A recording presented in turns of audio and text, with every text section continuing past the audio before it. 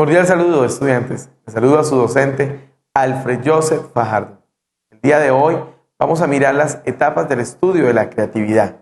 Encontramos entonces que existen tres etapas importantes. La primera, pensamiento crítico. La segunda, pensamiento creativo. Y la tercera, el proceso creativo. Sin duda alguna, el pensamiento crítico involucra un conjunto de capacidades específicas a través del cual los seres humanos podemos interpretar y analizar la información.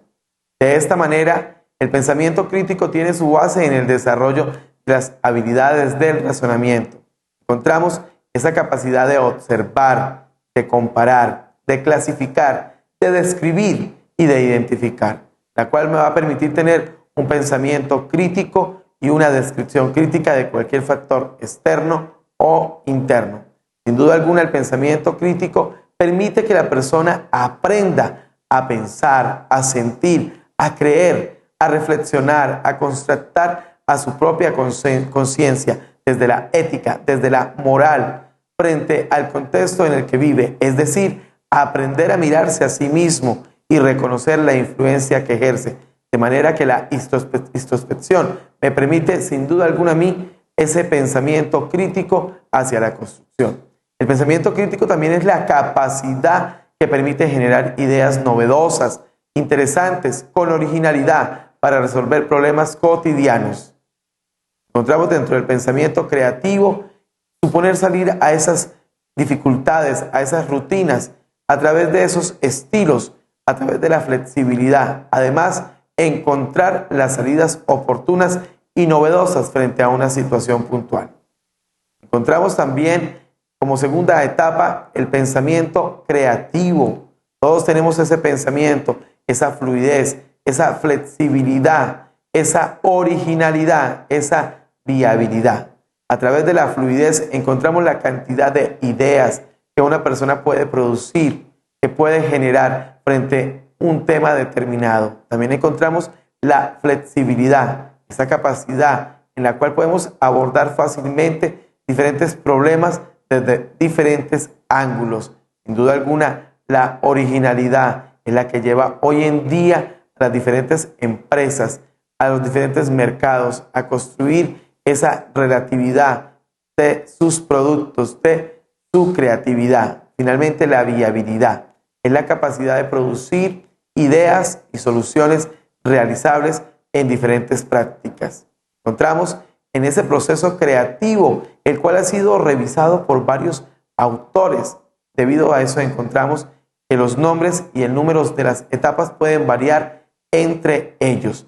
Las etapas del proceso creativo, según un autor, Graham Salas, consideraba que la creatividad posibilita que las personas se adapten con facilidad a los entornos cambiantes.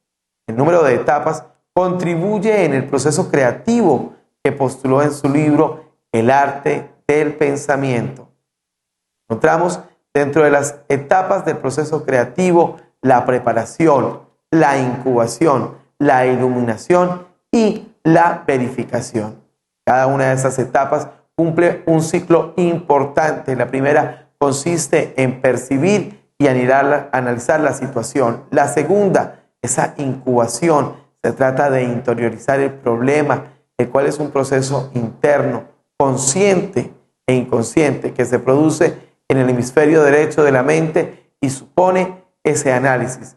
La iluminación es la fase en la que comienza a surgir las ideas, las soluciones a los diferentes problemas. Y la verificación, se analiza, se verifica y se valida la solución adoptada frente a una situación.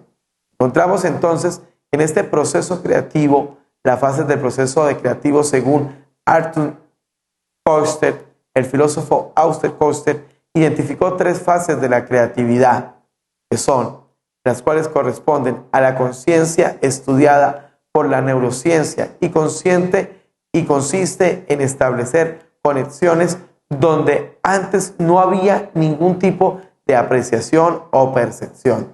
Dentro de este proceso creativo encontramos la fase lógica, la fase instructiva y la fase creativa. Cada una de estas fases apunta a algo importante e interesante. La primera, definir el problema. La segunda, recopilar los datos. La tercera, generar posibles soluciones. En cuanto a la fase instructiva, maduración de las opciones de solución, la revelación de la solución del problema.